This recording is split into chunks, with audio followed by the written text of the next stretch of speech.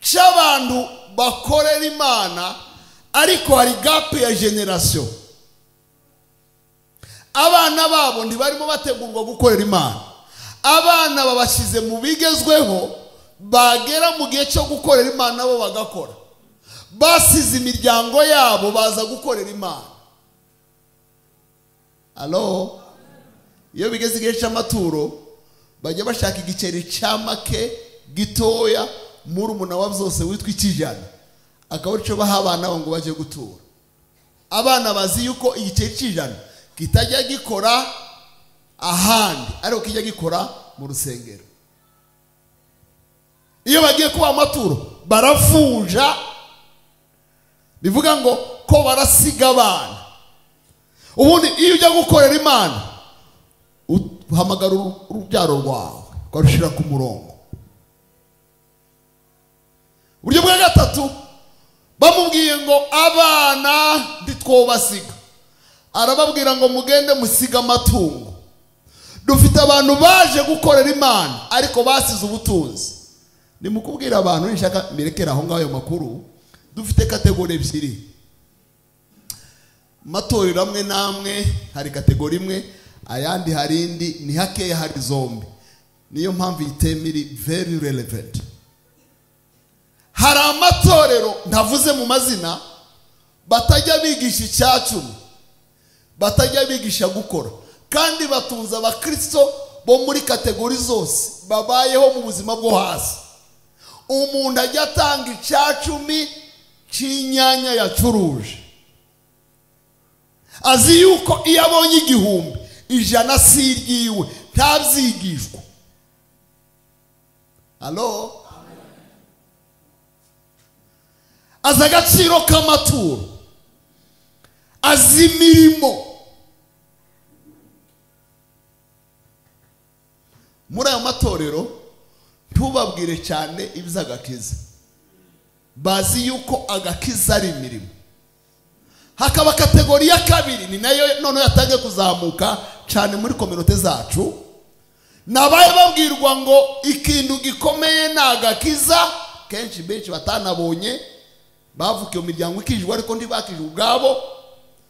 Hanyuma bakababwira ngo imirimo singombwa, ngo icyacumi singombwa, ngo amaturo hari uwerutse kubivuga n'umushumba naramukurikiranye nkaza numva umutima urira, aravuga ngo ari mu kwicuza ngo amacyacumi n'amaturo yatangaga, ngo ari mu kwicuza n'amasengesho yakoraga, ngo kubera yuko yamenye yuko iyo umuntu akijijwe fini, ntabzi imirimo nta bindi.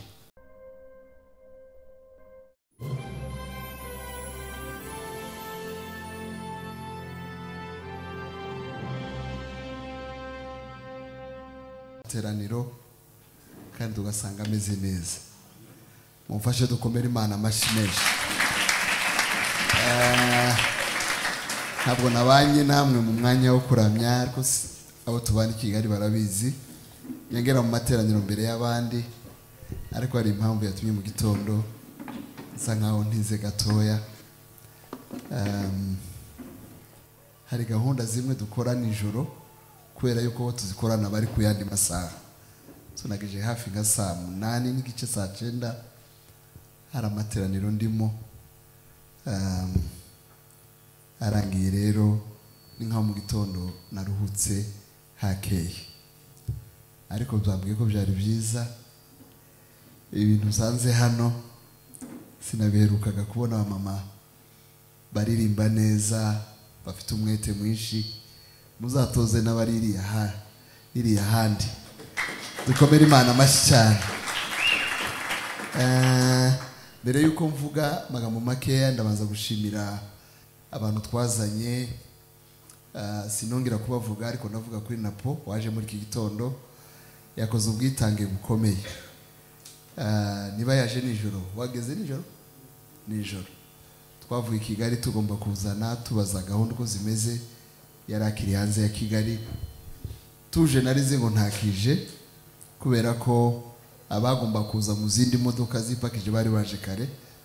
Kuba umuhate waratumye akomeza kuza akagera hano. Mumfashe tumukomera amashyi menshi.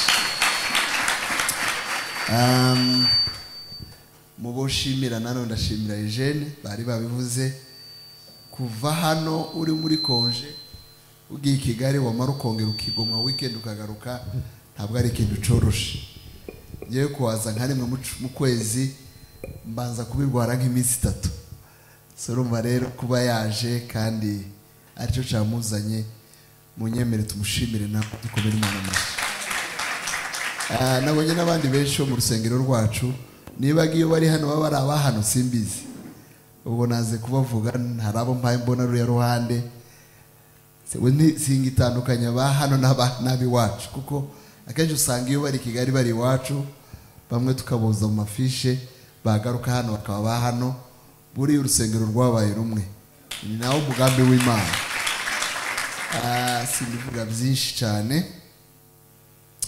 ariko ejo nabivuze neza ko twifuza ko muzadusura nabivugiye mu gitaramo cy'abantu benshi bivuge no mu rusengero ubwo Scovian sinzahagiye yagiye inyuma niwe ushinzwe abanyamasengesho iwacu hanyuma Kiriki ashinzwe abanaziri abanaziri nibo basirimba cyane kuriya mwabibonye nanze kumuvugaho cyane ngira umwana iyo amakipe atindanye tuba twiteguye ko arira iyiwe itatsinze Kiriki nawe iyo bakasta umuziki iyo atagiye kurira azashaka nko kurwana surumva rero kandi tumaze nk'imyaka 4 tumutoza gutuza ndabona bigenda biza ariko ntibiraza neza kuri yaravuze ngo batizira kwari kugira ngo bamakomeza umuzi ugeza dutinze cyane ariko dufite biza tuza gukoreramo so impamvu mvuze abanaziri nuko dufite kiriya giterane cy'urujiruko nifuza yuko matsinda menshi azabana natwe navuze iyo baririmbaga ari mugoroba ariko nimubona no mu bikwembe hari aboza n'abandi bizatugwa neza cyane ubwo mbisiza aho ngaho ibisigaye Eugene yabyumvise nabo bantu bombi mvuze baragira coordination tuzafashwe natwe kundi mwafashwe ko twaje niko bimeze so nashima Imana reka tuganira ijambo ry'Imana umwanya mutoya natwe tugira amateraniro 3 tugira y'abanyamahanga ya mu gitondo akoresha Icyongereza tukagira amateraniro manini ya saa 5 akoresha indimi 2 ni nayo materaniro navuga manini urusengero kuvuga ubuni nuko ari abantu benshi bakuze bitabira ayo materaniro ya kabiri na ya mbere yose agira amasaha 2 aho ngaho saragoye cyane ni nkaya ngaya iyo utinze uba wishe gahunda yindi kurikira kandi agira litirijiye iyo kamwe gapfuye kafekta n'ibindi kandi abantu bazamo baguze airtime murayizi nano zirahaba ni minota uba waguze no kuvuga ngo amo hano uba wanditse iyo urengeje kibi kibazo ariko akaba ani materaniro yacu ya 3 ameze nk'aya tugiye kugira mu kanya asa nkaho yisanzura ushaka agenda kare utinda nawe agatinda reka rero nkoresha umwanya mutoya tuze kwisanzura mu materaniro yandi ari buze ndashima urusengero rwa Goshen aguka ngira ngo ndarushima cyane kubera yuko rwadutekereje rukadutumira nubwo ari twe twabatekereje mbere tujya tubatumira kenshi ndabashimira yuko badutekereje bakadutumira ndarashima yuko nashoboye kugera ku nyubako nubwo ntijiyemo ariko nubundi kwijiramo sinzi niba hari umugabo umwe ngo yabaye mu kiraro cyane ni w'abana ba se yagiraga inka nishi ariko akaba atajya asenga bibera mu bushora yari yarahunze abandi ajya korora ku ruhande noneho abana be ntibajyaga mu rusengero ntibasengaga nawe akabajyana mu biraro batura mu biraro umwana w'imyaka nka 13 umunsi umwe inka yabo yaragiye ahantu hari urubunga ngo abona yinjiye iruhande urubunga mwarumvise sinzi ukuntu ngo yagize amatsiko arirukanka yinjira mu rubunga ageze mu rubunga babona sohotse yirukanka aseka baramaseka niki kigusoye aravuga ngo uzi ko rudakiranuye so byamutangaje kubona inzu ingana gutya idakiranuye. Naje nubwo nari kujamo hariya nzi ko mutarahakiranura, kubera yuko mutarahakiranura ibyo nagombaga kubona nyine nibyo nabonye inyuma. Ni turangiza gukiranura nibiba ngombwa tuzahagera noneho tuharebe. Bivuze gutyo ubundi ari itsinda twagombaga kuzana niryo nkibivuga ku gatuti ku cyumweru uri mugoroba. Hari abambwiye ngo tuzazana n'abantu bakora live stream berekana amateraniro ku batari mu rusengero bakoresha ikoranabuhanga. Nibo bari bambwiye ba mbere ko tuzana mbere yuko timu ya Kiriki ipanga gahunda. Nko munsi umwe barambwira ngo twasuye ahantu muzakorera, sinzi umuntu bohereje hano aneka urusengero uko rumeze. Barambwira ngo ahantu twabonye ntihakiranuye, ntabwo twafata amashusho meza. Kubera ko tutafata amashusho meza ntabwo tukijyanye ugende n'abandi, twebwe tuzagenda barakiranuye. So murumva yuko tugomba gukiranura vuba kugira ngo nabo ngabo nabo bazaze, sijora buri muntu akorera mu mpano yiwe. Ibindi ndabivuga gatoya turimo tuganira ijambo ry'Imana. Reka dufate Bibiliya zacu tuganira ijambo ry'Imana. Mbageje w'intasho za madame n'abandi bose dukorana bamenye ko ndi hano, abo nashoboye kubwira n'abandi mu gitondo baraga kandi na postinze bamenye ko ndi hano, bagenda banyandikira bari hanze, inshuti zanjye na pasiteri nyine muyoboke n'abandi benshi, nubwo batarimo banyumva ariko intasho zabo nazishikisha. Ibyakozwe n'intumwa igice cya 9 umurongo wa 36 ndasoma ngere kuri 43. Byakozwe n'intumwa igice cya 9 36 kugera kuri 43. Kandi Yopa hari umugore w'umwigishwa witwaga Tabita, risobanurwa ngo Doruka. Uwo mugore yagiraga imirimo myiza myinshi n'ubuntu bwinshi. Muri iyo minsi ararwara arapfa. Bamaze kumwuhagira bamushyira mu cyumba cyo hejuru, kandi kuko iruda hari bugufi bw'iyopa, abigishwa bumvise ko Petero ari bamutumaho abantu babiri bamwinginga bati, ngwino uze iwacu ntutinde. Petero arahaguruka ajyana nabo. Asohoyeyo bamujyana muri icyo cyumba cyo hejuru. Abapfakazi bose bahagarara iruhande rwe barira, berekana amakanzu n'imyenda Doruka yababoheye akiriho. Petero abaheza bose, arapfukama arasenga, ahindukirira intumba ati, Tabita haguruka. Arambura amaso, abonye Petero arabyuka aricara. Petero amufata ukuboko aramuhagurutsa, maze ahamagara abera n'abapfakazi, amubaha ari muzima. Bimenyekana Yopa hose, benshi bizera umwana. Nuko amara iminsi myinshi Yopa acumbitse kwa Simoni w'umuhazi. Mwakira ijambo ry'Imana. Soreze mu Baefeso igice cya 2. Rwandiko Paulo yandikiye Abaefeso, ndasoma imirongo migufi cyane aho ngaho. Ndava ku murongo wa 8 ngere ku murongo wa 10. Rwandiko Paulo yandikiye Abaefeso igice cya 2 n'umurongo wa 8 kugera ku wa 10. Biravuze ngo, mwakirijwe n'ubuntu kubwo kwizera, ntibyavuye kuri mwe ahubwo n'impano y'Imana.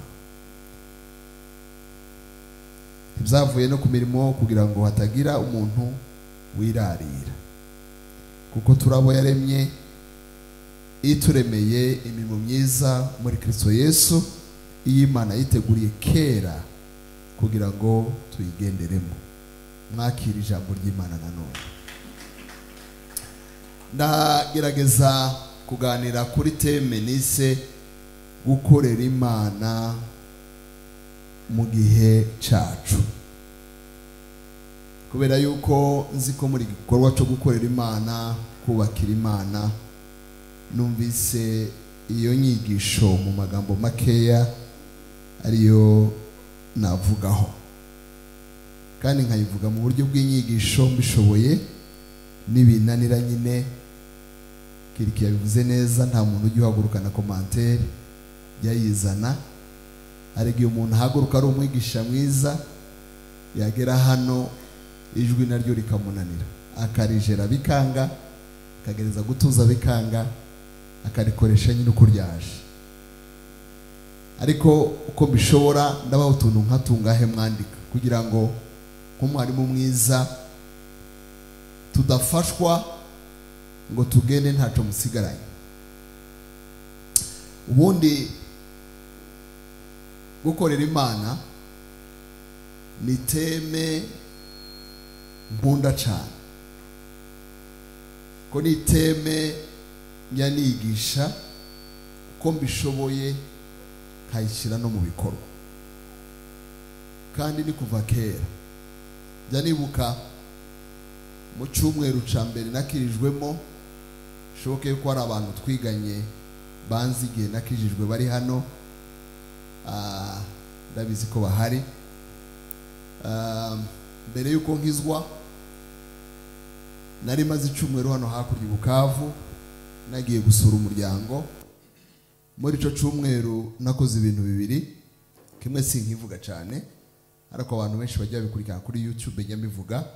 Namaze icyumweru ntaragera mu rugo, kandi aribo naje gusura. Ngera mu rugo shiraho agakapo, mari ico cyumweru cyose tuba Kansayo, Rolango, Residence n'ahandi henshi tubana n'abasirikare, ku buryo uwo munsi nageze mu rugo nyuma y'icyo cyumweru ngiye kuva mu rugo subirayo, kandi nari maze imyaka myinshi n'abana n'ababyeyi nk'imyaka 2. Mama arande bararira, papa yaragihari nawe biramuyobera, kuko tibyumvikanaga ku muntu waje mu rugo uje gusura navuye Butare muri kaminuza mu biruhuko, ariko agasa nkaho abaye w'abasirikare n'abandi bo mu muhanda nyine, kubera yuko twasangiraga inzoga.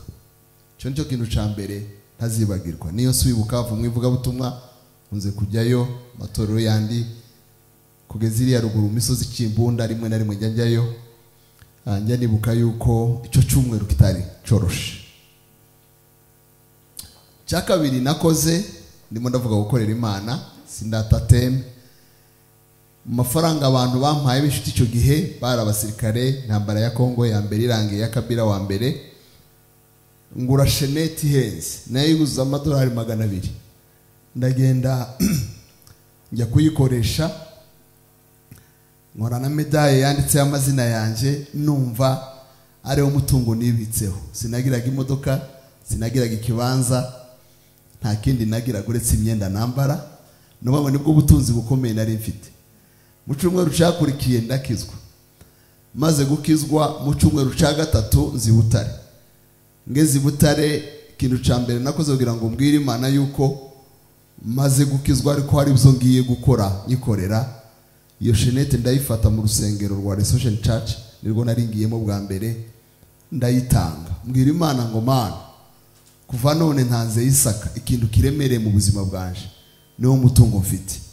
Imyaka yose yindi nzajya nkukorera ndi pepele, noroshe. Dukomere Imana yacu amashi. Gukorera Imana rero ni teme igoye. Abantu bari mu kwirwanya kandi barayihagurukiye. Namenye ko atari ibyavu. Munsi Imana ibwira Mose ngo nagushatse n'ubwoko bwanje muve mu Giputa muje kunkorera. Niyo magambo bagiye kubwira Farao. Yababwiye amagambo menshi, abahaye scenario nka 4. zijya zikunda kugaruka mu buzima bwacu. Umunsi wa mbere yarababwiye ngo niba mwagize gahunda yo kujya gukorera Imana ndabyemeye, sous condition mukorera Imana mukiri mu Giputa. Hari abantu benshi adakorera Imana kubera yuko bakiri mu Giputa, kandi abo turabagwije cyane. Dufite abantu bakiri mu Giputa batakijijwe ariko bagira ishaka. Iyo tuvuze nko kwitanga umurimo w'Imana baratanga cyane, ndetse kubera kubabona batanga abantu ntibakibuka yuko abantu batarakizwa.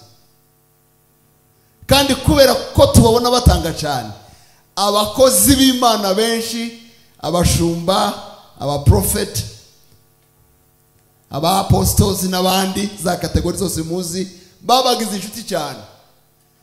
Barabazi kubera yuko babakoramo fundraising.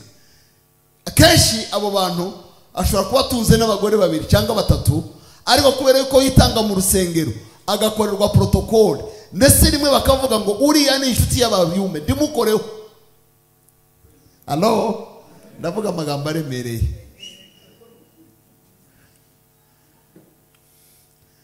Niba warahamagariwe gukorera Imana, ubanza uve mu Giputa, kuko gukorera Imana ukiri mu Giputa ni ugukora imirimo itazagira aho yandikwa. Niho hambere Mose aramubwira ngo ntitwokorera Imana tukiri mu Giputa, utwemerere tugende. Arababwira ngo ndabibemerera ko mwabisabye muve mu Giputa, ariko mujyane bande. Hagende bande? Hagenda abantu bakuze, abantu batoya mubasige. Dufite ikibazo gikomeye cy'abantu bakorera Imana ariko hari gap ya generation. Abana babo ntibarimo bategurwa gukorera Imana. Abana babashize mu bigezweho, bagera mu gihe cyo gukorera Imana bo bagakora. Basize imiryango yabo baza gukorera Imana. Allo, iyo bigeze igihe cy'amaturo bajya bashaka igiceri cya make gitoya muri umuna wa byose witwa ikijana, akaba cyo baha abana ngo baje gutura. Abana bazi yuko igiceri cy'ijana kitajya gikora ahandi, ariko kijya gikora mu rusengero. Iyo bagiye kuba amaturo barafunja, bivuga ngo ko barasiga abana. Ubundi iyo ujya gukorera Imana uhamagara urubyaro rwawe ukarushira ku murongo. Uburyo bwa gatatu bamubwiye ngo abana ntitwobasiga, arababwira ngo mugende musiga amatungo. Dufite abantu baje gukorera Imana ariko basize ubutunzi. Nimukubwira abantu nshaka mirekera aho ngaho ayo makuru. Dufite kategori ebyiri. Matorero amwe namwe hari kategori imwe, ayandi hari indi, ni hakeya hari zombi. Niyo mpamvu itemiri very relevant. Hari amatorero ntavuze mu mazina batajya bigisha icyacumi, batajya bigisha gukora, kandi batunza abakristo bo muri kategori zose babayeho mu buzima bwo hasi. Umuntu ajya atanga icyacumi cy'inyanya yacuruje, azi yuko iyo abonye 1,000 ijana si iryiwe, ntabyigishwa. Allo, azi agaciro k'amaturo, azi imirimo. Muri ayo matorero ntubabwire cyane iby'agakiza, bazi yuko agakiza ari imirimo.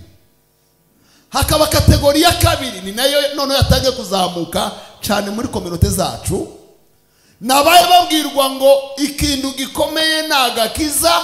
Kenshi benshi batanabonye bavukiye mu miryango ikijwe ariko ntibakijwe ubwabo.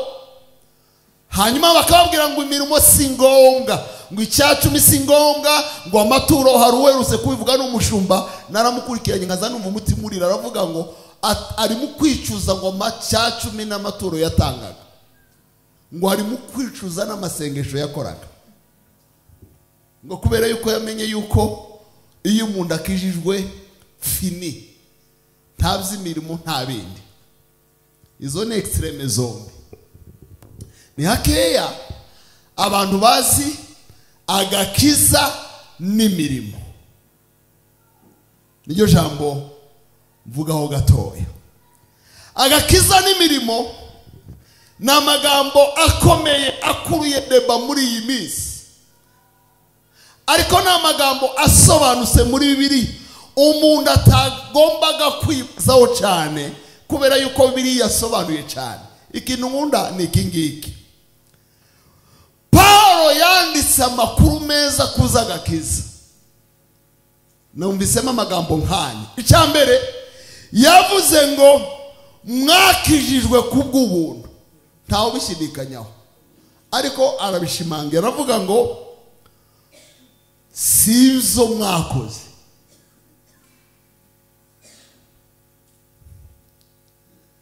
si kubwayo. Cya gatatu ni impano y'Imana, ntimwobike, nta muntu ujya impano. Cya kane si result cyangwa resulta y'imirimo mwakoze, nta mirimo mwakora yabahesha agakiza. Ukiri aho ngaho naho abakristo benshi bahagarara, ariko ubundi ko bimaze kumera gutyo turacyakeneye noneho imirimo.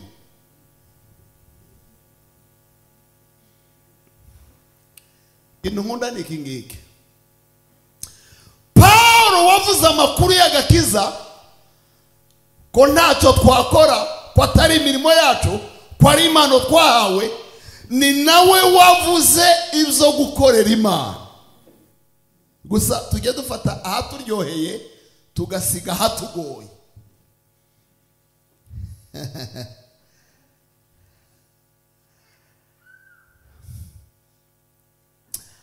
Kugira ngo mbisobanure neza cyane,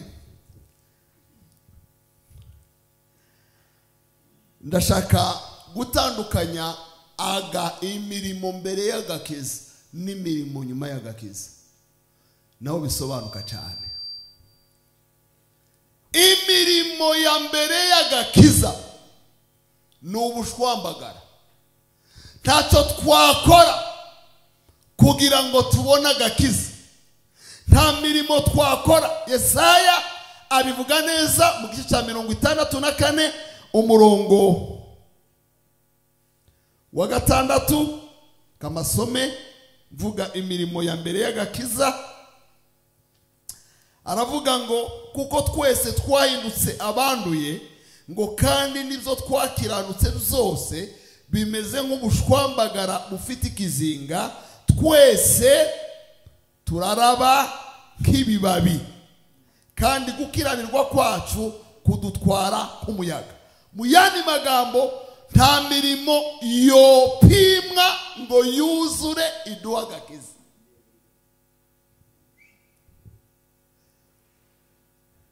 Halo? Aho ni mbere y'agakiza nuko bimeze. Kubera yuko Imana itemera ko dukorera agakiza kacu, Imana itemera ko twitwararika, twubahiriza amasabato, twubahiriza amategeko, dutamba, tugira ibyo dutanga by'ibiguzi kugira ngo duce agakiza. Imana ntiyabyemeye. Ababigerageje barananiwe, iranabigaye. Ariko wa Paulo nababwiye ngo wavuze ariya makuru, ni wavuze ngo twaremewe imirimo myiza muri Kristo Yesu. Mu yandi magambo yavuze ibya mbere y'agakiza, ariko avuga n'ibya nyuma y'agakiza. Kiraho nta mirimo wokora ngo iguhe agakiza, ariko ntiwobona agakiza ngo ubure imirimo.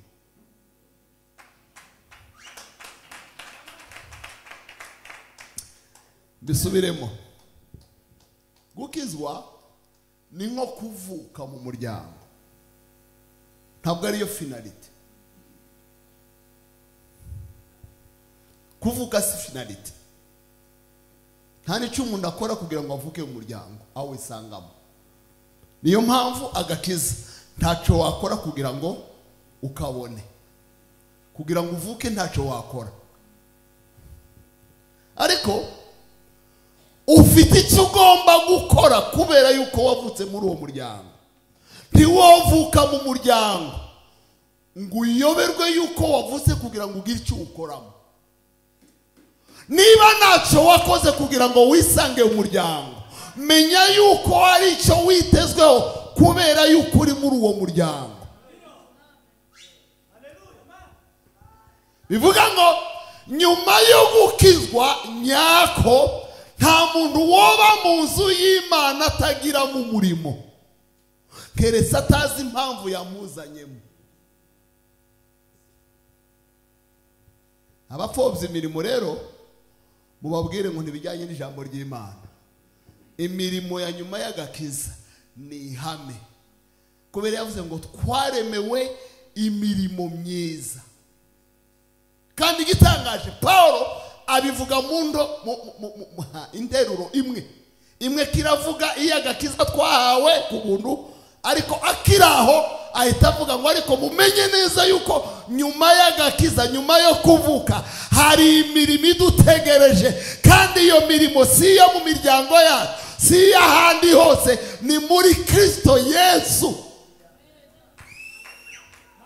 Yabwira abantu, nuzajya ukorera na bene wanyu, nuzajya ufasha n'abana ba mukuru wawe, nuzajya ufasha umupfakazi wanyu, ntukazwifasha ubikora kubw'umuryango, uzi ubikora kubwa Kristo Yesu.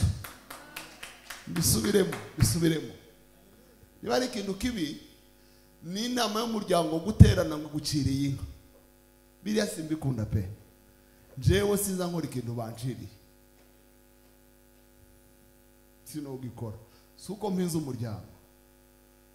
Nuko nemera yuko gutanga umuntu agomba kubitekerezaho bikamubera n'umugisha. Uzi ko ari igihe umuntu atanga agononwa, umutima utari kuyirekura, ariko ukayitanga kugira ngo ushimishe abantu.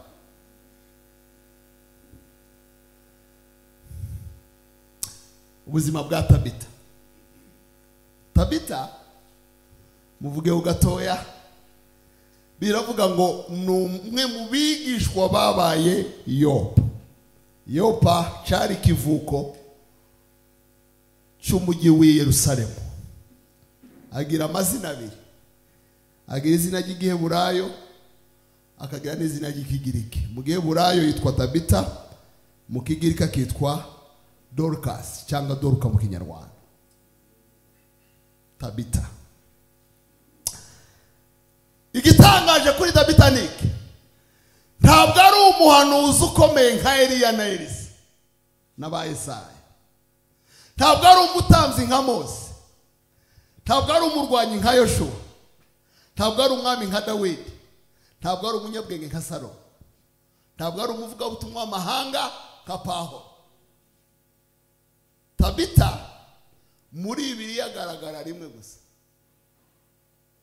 kandi akagaragazwa n'imirimo. Gitangaje niki, hari ibitaro byinshi byitiriwe Doruka, hari za minisiteri zitabarika zitiriwe Tabita. Kubera iki? Ntibisaba impano zikomeye abantu bazi kugira ngo ukorere Imana. Ntibisaba ijwi ridasanzwe ngo uhimbe indirimbo bamenye ko wakoreye Imana. Ntibisaba uruhimbi n'agatuti kugira ngo ukorere Imana. Ntibisaba kwerekwa no gusoma amafiche kugira ngo ukorere Imana. Ntibisaba retorike na speech kugira ngo ubwirize ubutumwa. Aho uri hose Imana yagukoresha. Reka dukomere Imana yacu amashyi. Yanibuka ngizwa Imana yasabye ibintu bitatu biremereye. Zaje nyuma y'imyaka nakijwe 97, ibimbwira 2007. Saba ibintu bitatu. Cyambere ambwira ngo umpeze umwanya wawe. Cyo gihe mu bintu ntagiraga n'umwanya, nari maze umwaka umwe ntangiye doktora mu Bubiligi, ni mu bihugu bigorana cyane mu mashuri. Nari mfite n'akazi ngomba gukora i Kigali, nakoraga porogaramu yitwa ngo ni sandwich, amezi amwe hano amezi menshi hariya. Twari tumaze igihe gitoya, umwaka umwe dutangiye urusengero, ndi umuvugizi w'urusengero, ndi umunyeshuri mu Bubiligi, ndi umwarimu kuri kaminuza ya SFP, n'umubyeyi w'abana n'umugabo mu muryango. Imana irambwira ngo mpeze umwanya, narawushatse ndawubona, mbwira Imana uravuga ukuri, wowe ubona umwanya muri ubuzima. Ntaratuza ivuga icya kabiri, irambwira ngo zana impano. Muzi ukuri nta mpano nari nyiziho nimwe, sinigeze mba muri korari, habe no gusirimba nsobaganya. Ikintu cyonyine ntosobaganya niyiziho ni ukuvugiriza, kuko ntikugira ritime. Ibindi byose bigira ritime nyasobaganya. Rero nkibaza iby'impano nkabibura, kuvuga sinabwirizaga, nuko nyine zana impano. Ndayibwira ngo nuyimbona mu ijyane, numbonamo impano ndayiguhaye. Cya gatatu, zana ubutunzi. Biragoye we. Icyo gihe urumva yuko nari umunyeshuri, akazi nari mfite aho nigishaga muri SFP bampimaga 400, hagahita havamo hafi cya kabiri cy'umwenda w'inzu nari mfite abana bamaze gukura nka 3, madama twita umwana wa 4, adafite akandi kazi. Ubutunzi bwo nkabureba nkaburaho. Mana, iyo mfashe umwanya nibura urakompensatinga. Umuntu akubwiye ngo mpeze umwanya aza wishura, siko bimeze. Abongeze n'uvuga ngo times money. Ariko Imana amwe ngo ibyo bintu ukore bitatu byose ubizane unkorere. Ndashima Imana yuko yabimbonyemo kuva icyo gihe kugeza none, ibyo byose narabitanze.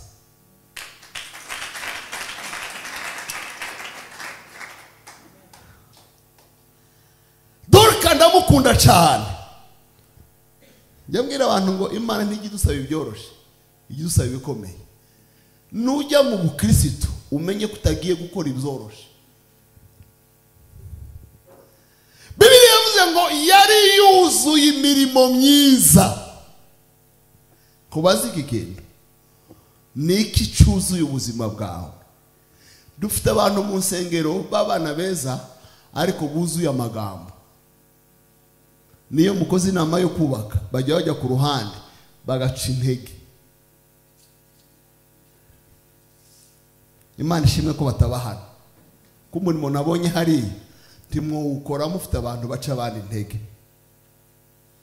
Dukomere Imana yacu amashi. Kavuga amasomo nk'atanu kuri Dorka soze. Somo rya mbere, imirimo myiza irakenewe mu buzima bwacu bwa gikristo. Iryo ryandike kandi umenye ngo uri mu bantu bayikeneweho. Ni tragedy ikomeye kumva bavuga butumwa babwira abantu ngo nugukizwa iby'imirimo ntimubirebe, ngo nibyo abashumba bashaka kubajyana mu buyobe, bashaka ko mubaho ubutunzi bwanyu. Nagahinda kubera yuko aho umurimo w'Imana hose wakozwe, were kwitoro ryo mu byakozwe n'intumwa, niho iyo mirimo yatangiye gukorera. Uyu Tabita nuwo mwitorero ryo mu byakozwe n'intumwa, l'église primitive. Tabita yizeye Yesu nk'umwami n'umukiza, amenya ko bitarangirira mu kwizera, azana n'impano ziwe, azana umwanya wiwe, azana impano ziwe, azana ubutunzi bwiwe, aza mu gakiza yuzuye, abwira Imana ngo ndaje, ntacyo nasize inyuma, ntacyo nasize mu giputa, uko ndi kose ndaje zagukorera.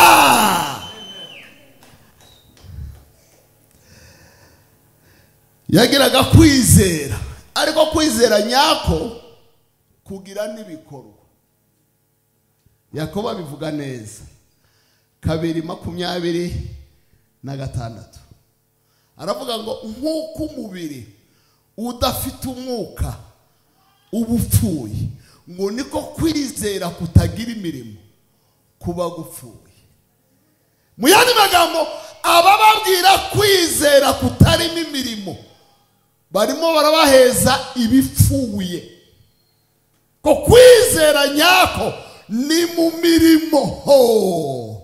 Umwaka ugiye kurangira Imana aranganije irambwira ngo uyu mwaka ugenda ubwira abantu kwizera, ariko bakuvane mu magambo bagushyire mu bikorwa. Niyo mpamvu yaduhitemo ivuga ngo shobozwa byose na Kristo imbaraga. Rero iyo umaze kumenya ko ari ugushoboza, ntibiba amagambo, ugendera muri uko kwizera.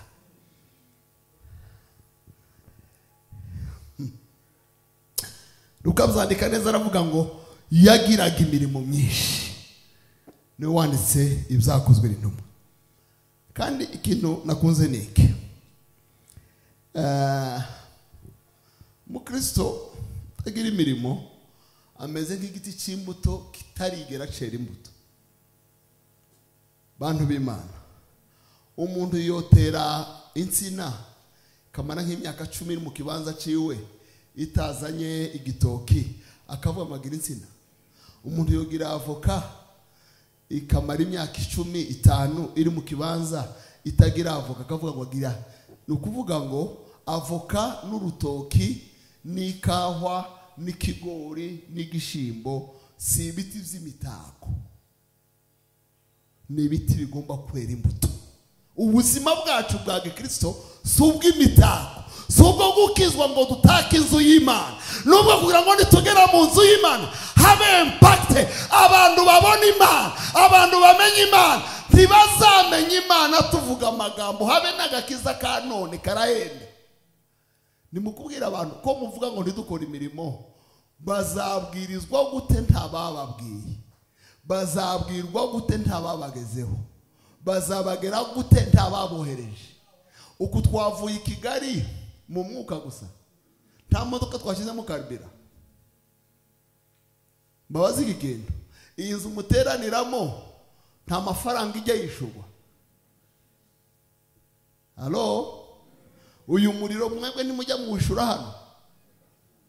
Twaremewe imirimo myiza muri Kristo Yesu. Niba wotumira umuntu wanza akaza hano, nuko ari byo mwakoze hano bituma agera kayisanga. Nabonye muri n'abasirimu muzahinduriza intebe muzaneho zandaraza za kera, murebe ko abantu benshi batazagenda.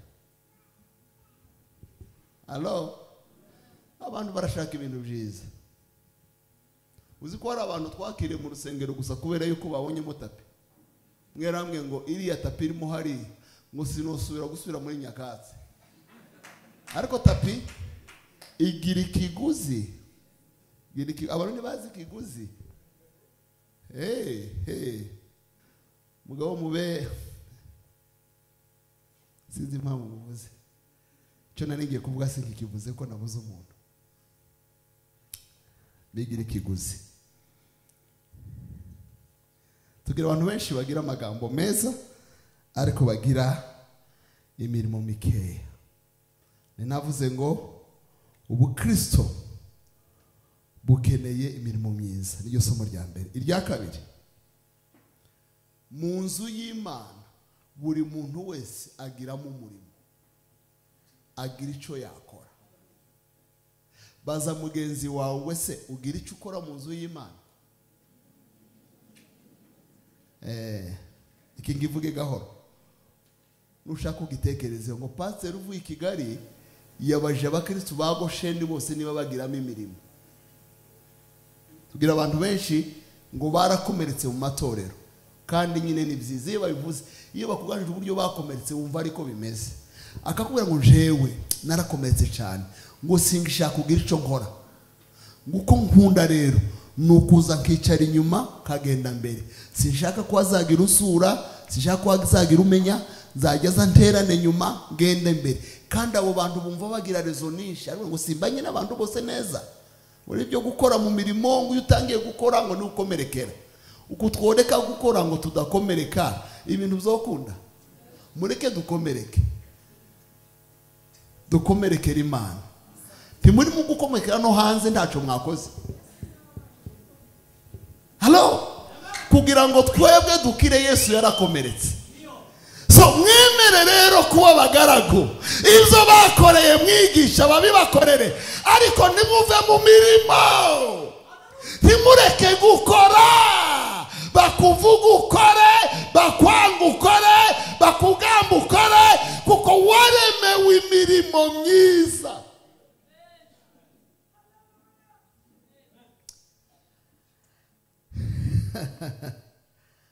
Tabita yagiraga impano imwe yo kudoda, akabona umuntu uje yari akavuga ngo ndamupima mudonere. Mu yandi magambo alikuwa na kazi za mikono. Ntidushobora gukora ibintu byose, ntawe ushobora gukora ibintu byose mu nzu y'Imana, ariko ntawe utagira icyo ashoboye mu nzu y'Imana. Njya mbwira abantu ngo impano buriya si ukwerekwa gusa, uzi ko no guseka kohindura ubuzima bw'umuntu. Baho urugero rutoya, guseka kogira impact. Halo, guseka uhuye n'umuntu umaze nk'icyumweru, hari aho bita ngo nabameke, nabamekonta ntibaza baseka. Kandi abantu bajya bavuga ngo je singiseka, singikina. Urapfuye niba utagiseka, ko guseka ni umuti. Uhuye no mu muhanda, ugihura no gusa mu muhanda,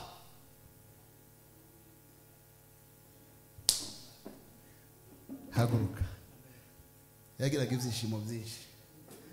Halo, hey, nibyo.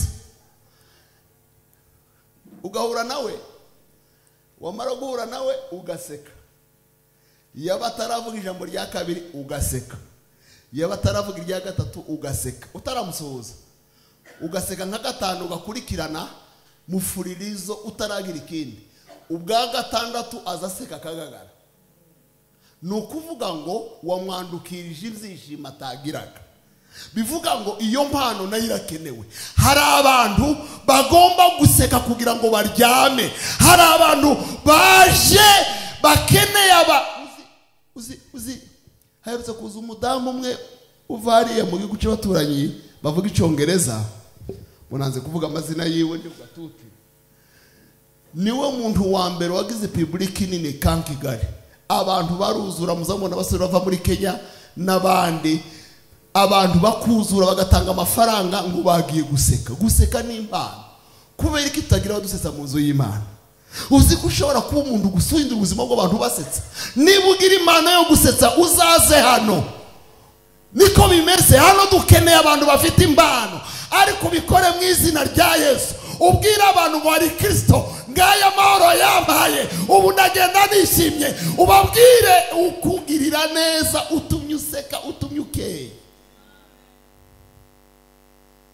Tushobora gukora imirimo yose, ariko ushoboye kugira icyo wakora. Ushobora kutabona miliyoni yo kubaka kuri ya nyubako, ariko ukabona umubyizi umwe wo kukwede.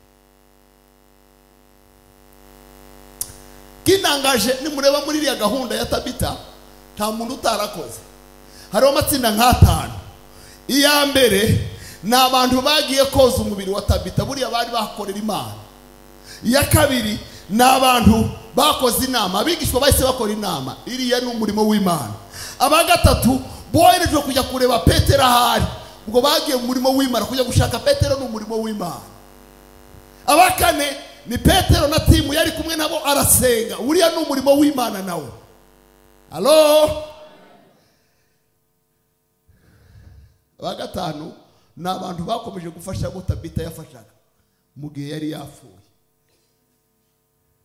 Bivuga ngo nta wakora imirimo yose, ariko nta utakora. Bwira mugenzi wawe ngo ufite icyo wowe gukora. Nico umugani w'italanto twigisha. Umwe yamuhaye 5, undi imwe, ariko bose bahawe talanto. Efeso, aba Efeso kandi mu murongo wa 11 aravuga ngo aha bamwe kuba intumwa, abandi abahanuzi, abandi abavuga butumwa, abandi abashumba, abandi abigisha, ariko bose nta utarahawe impano kugira ngo umubiri wa Kristo ugira abantu bagira icyo bawukoramo. Mu yandi magambo, buri muntu wese yahawe icyo agomba gukora. Njya mbwira abantu, n'ubwiza atari yanyu no kuyitaka gusa mugayishyira mu rurabo birakwiriye. Ni ukuvuga ngo ko turitoza kuzataka iwacu, kandi mukiha n'ishinga no kuvuga ngo igihe tutahasengeye turuterure, nitugaruka ruhagaruke. Sinzi ko muhe mwitoza kudekora iwanyu mutaritoza kudekora hano. Hari igihe abantu bavuga ngo turi mu butayu, muzi ko mu butayu abangisireri bakoze ibyo bagomba gukora byose.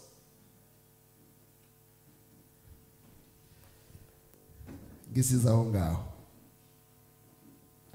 Kandi gitangaje, iyo udakoze icyo ushoboye, Imana izigusimbuza ukaba demobe, kandi ibyo wagomba gukora bigakorwa. Kintu cyarantangaje. Njya mbwira abantu ngo umurimo w'Imana niwo murimo ugira abaramplasa benshi. Uku turi hano mwombwira ngo nicare, hoboneka abantu 5 babwiriza, mukaza mwibaza impamvu bantumiye. Narabimenye.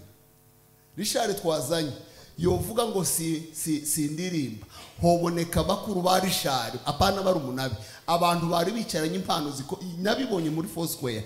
Hari igihe umucuranzi umwe agenda tukibaza ngo ese tuzobona undi muntu, hakaza umuntu ukibazaho yabaga, hakagira igihe umuririmbyi ahagarika akagenda kubera impamvu runaka kandi nziza, yamara kugenda ukibazaho undi yabaga. Niko bimeze. Umuhanuzi yagenda hakavuka 5. Bivuga ngo hari abantu hano bategereje gusa ngo ureke mikoro yawe, umanike inanga yawe gusa bahaguruke. Hari ab'Imana yatoje, hari abitoza mu rwisho. Nudakora icyo ugomba gukora kizakorwa, izahagurutsa bagikora.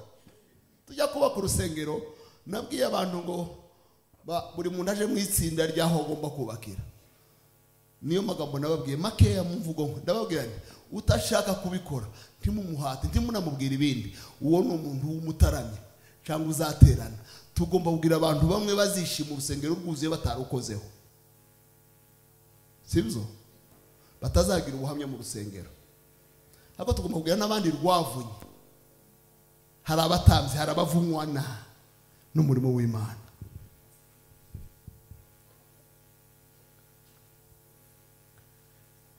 Dukomere Imana yacu amashyi. Uwo munsi ndababwira ngo nudakora, Imana izakora ibyo igomba gukora. Uzatangara nuko ibyo utatekereza ko bizokorwa byakozwe, kuko Imana igira abasimbura. Cya gatatu, ntuzategereze igihe cyiza cyo gukora, ahubwo igihe cyo gukora ni none. Hari abantu benshi n'abana beza cyane bagira verbe imwe gusa ngo nza, n'amasengesho bagira amasengesho menshi muri future ngo nzasenga mu kwezi gutaha, nziriza umwaka utaha, nzatanga nimbona akazi, nza ibintu byose nimara kugenda neza, nza amashuri nimara kwishura y'abana, nza. Mu yandi magambo bahora muri future. Igitangaje, iyo future ndizigerwaho ngo bakore. Gukora ni none, ugifite ubuzima, ugifite umwuka. Ubuzima bw'ejo ndubuzi, ntuzi gahunda y'ejo, ndugira n'amasezerano n'ejo. Nyambwira abantu ngo umunsi wonyine wizeye kuriho ni none. Niwo munsi wonyine wo kwizera kuriho. Umunsi w'ejo ntuwuzi.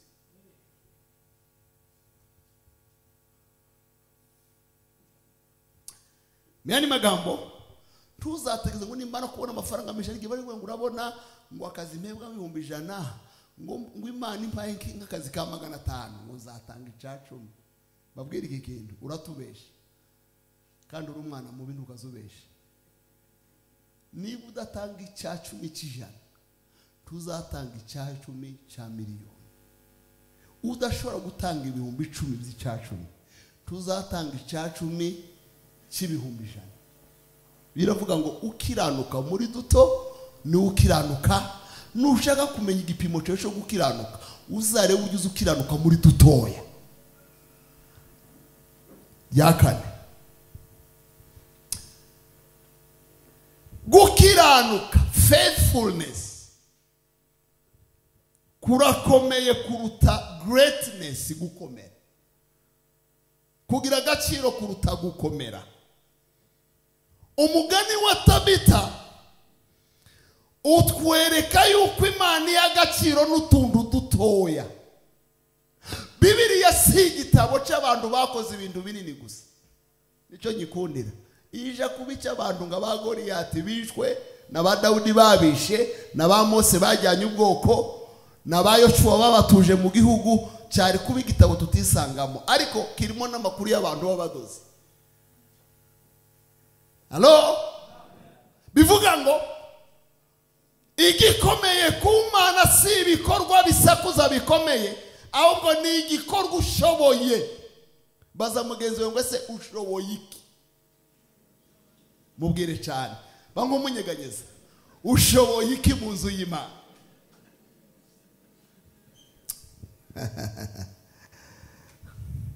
Imana igikoresha utuntu dutoya ngo yiheshe icyubahiro. Umudozi gusa n'imyenda yo kudoda ikihesha icyubahiro. Navuze ngo ntiyari umuvugabutumwa ukomeye, ntiyari umuhanuzi ukomeye, ariko yari umuntu wubaha Imana mu byo ashoboye gukora. Mu yandi magambo, Tabita yabonye ubukene, abona ashobora gufitinga agakora. Hanze hari ubukene. Buriya hari abantu boza mu rusengero kubera yuko gusaba muhamagaye kabiri. Nyamwira abantu, umushumba arashumba, intama zizanwa n'izindi. Twe turi gushaka ngo umushumba asura abakristo, ngo uzi ko urusengero nagiyemo ngo bashumba batajya banansura. Wowe uzusura abantu, uzusurana n'umuntu mwicaranye ku ntebe ntuza amazina yiwe. Sinzi niba mwumvikanye. Tuza amazina yiwe, niyo yamenye ubugiye kumuvuga nabi. Nguzo ukuntu yari yicaye, nguzi no mwenda yari yambaye, ngo yari yambaye musazi yewe. Kurumva uwo muntu wo musura wari wambaye musazi, ariko si hano niri.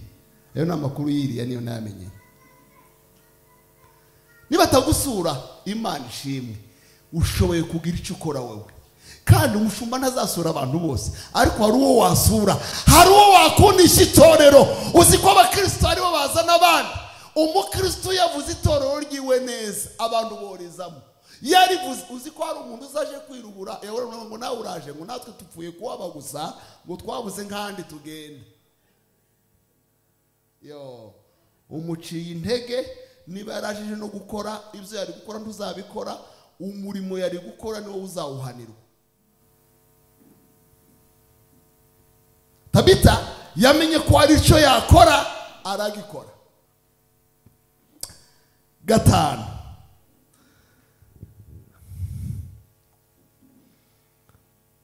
aho uba hose uzahasiga umurage, wabishaka utabishaka.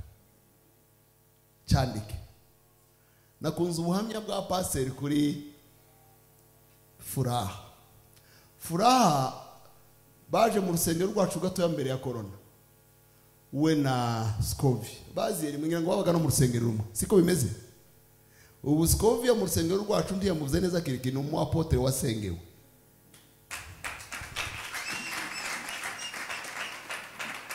Yabaye apotre gute? Nukubera involvement. Furaha namumenye gute mu rusengero rw'abantu ibihumbi. Harabo tumaranye imyaka 5 muri Foursquare yataramenya. Kandi nzangerageza kumenya abakristo ko ntashaka kunamumenya. Kandi nta rundi rusengero agira. No kuvuga ngo arashaka kuba ahantu ngutarahabaye. Nzambwira abantu nuba ahantu bazamenye ko hageze, nuhava bazamenye ko wagiye. Hello? Nuba ahantu hagire impact nk'uhari. nabwiye fura namubwira ndi ugiye ku rusengero rw'inshuti yanjye hariya ni abantu bakeya jewe nakubonye bingoye nakumenye bingoye wari sumukuje kugira ngo ngumenye ariko umunsi nakubwiye ngiye kuguza n'umushumba azamenye kuriho umunsi uzahava bazavuge ngo hari umuntu uvuye hano. Hari ababonye ibintu twakoreye Frank kuri YouTube, hari ababibonye. Impamvu ni iyi, nuko yabaye mu rusengero nk'uhari ntayi, nuko umunsi yagiye twese twibajije ukundagiye kubera yuko yarahari. Nujya mu bintu bibemo, niwicara mu ntebe uyicaremo, nuyihagurukamo bamenye yuko wayivuyemo, ntukajya uba ahantu nda impacte. No mu muryango iwanyu ntibivuga ko bose bazagukunda, ntibivuga ko no mu rusengero bazagukunda, ariko legacy, umurage. Umuntu yoba mu muryango akamara imyaka 30 ntawe uzi ko ubamo, batazi n'ubwoko bwa nyir'umurara wanyu. Nta mwana w'iwanyu wigeze wishurira ishuri, nta muntu wahinduriye ubuzima n'umwe, nta mukristo n'umwe wasohokanye n'ibura ngo umugure kawunga. Umurage, legacy, ubuzima bugomba gusiga umurage. Wagenda bakabimenya, wahaba bakabimenya, uwari bakakubona, udahari bakavuga ngo hano hari icuho.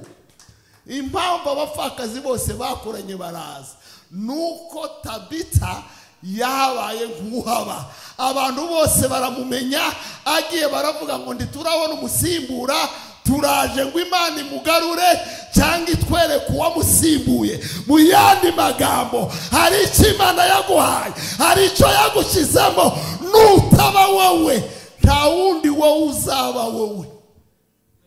Bisubiremo, nta wundi wowe uzaba wowe mu gihe cyawe.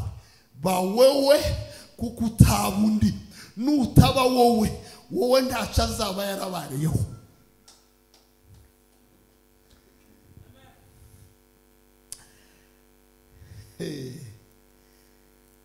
Ni ngombwa rero gusiga umurage. Tabita yagiye muri Bibiliya kubera imirimo. Ameze nka wa mugore w'umupfakazi watunze Eliya, ameze nka wa mugore watuye igikoroto kimwe. Ishaka kuvuga ngo turiho ku bwawe. Tragedy ikomeye. Tujya dukunda kuvuga ngo ubuzima ngo bugira ibintu bitatu cyangwa iminsi 3 ikomeye, kandi ibi iminsi yo simzeme. Ngo umunsi umuntu avukaho, ngo umunsi umuntu ashingiriweho, ngo umunsi umuntu apfiriyeho. Iyo si iminsi mikuru yacu yose. Umunsi twavutseho so umunsi mukuru wacu tunabimenya. Umunsi twashatseho ubaye umunsi mukuru. Abatarashatse nka Petero bo barenganye n'abapadiri n'ibirori, kandi ibyo ngibyo birangana graduation n'ibindi no gusengerwa buriya n'ibirori. Umunsi wa gatatu wo gupfa so umunsi mukuru wawe ntuwumenye, so wawe n'uwabasigaye we. Hari uwabyanditse neza aravuga ngo iminsi ikomeye mu buzima ni ibiri, ngo umunsi umuntu avutse, ngo n'umunsi yamenye icyatumye avuka. Mukoting Miles Moro, umunsi wavutse ni umunsi ukomeye nubwo atari umunsi mukuru kuri wowe. Ni umunsi ukomeye kuko ni umunsi winjira muri business yo gukora. Umunsi wamenye icyatumye uvuka ni umunsi ukomeye kuko utangira gukora kawe. Mu buzima bwa Kristo wa munsi wa mbere ni wa munsi dukizwa, ni umunsi tuvuka mu muryango. Umunsi wa kabiri ni umunsi tumenye icyatumye dukizwa kugira ngo dukore imirimo myiza. Twaremewe imirimo myiza muri Kristo Yesu. Ngiye gusoza vugira ijambo ry'usindi komanta. Imirimo yacu myiza igituvuganira. Imirimo myiza igituvuganira. Imirimo myiza buriya muzareba abantu, iyo umuntu yashaje twese tujya duhimba n'imirimo atakoze. Ni mukubwira sunze bivuze neza mu isi aravuga ngo umugabo nariko ngo sinari kuzi gutyo, sinari nzi yuko wohaguruka nawe ugahamya abantu ibintu batakoze. Rese gende ibintu uvuga umuntu atakiriho. Uzi ko umuntu aba adatanga icacumi atafasha abo mu muryango, umunsi yashoje abantu bagakorana bakaza twaza dushaka abantu bakaba mikuru ngo bagire icyo bamuvuga, turamuvuga heke. Imirimo myiza izivuga. Tabita ntiyavugiwe n'ikindi, ntiyazuwe n'ikindi. Imirimo myiza abagore baraje bazana amakanzu baravuga ngo turashaka Tabita. Hari umunsi imirimo myiza izakuvuganira, hari umunsi ibikorwa byiza bizakuvuganira, hari urubanza utaburanisha amagambo. Njya mbibona hari igengera ahantu mu muhanda umuntu nkabona arahagurutse akamvira ku ntebe, akamvira ku murongo wa banki, agakora ibintu, akambwira ngo hari umunsi wanyuze ufite imodoka urahagarara. Imirimo myiza iracavuga. N'abaye bakorera Imana hariya ku nyubako iracavuga. Ndashoje. Dukomere Imana amashyi.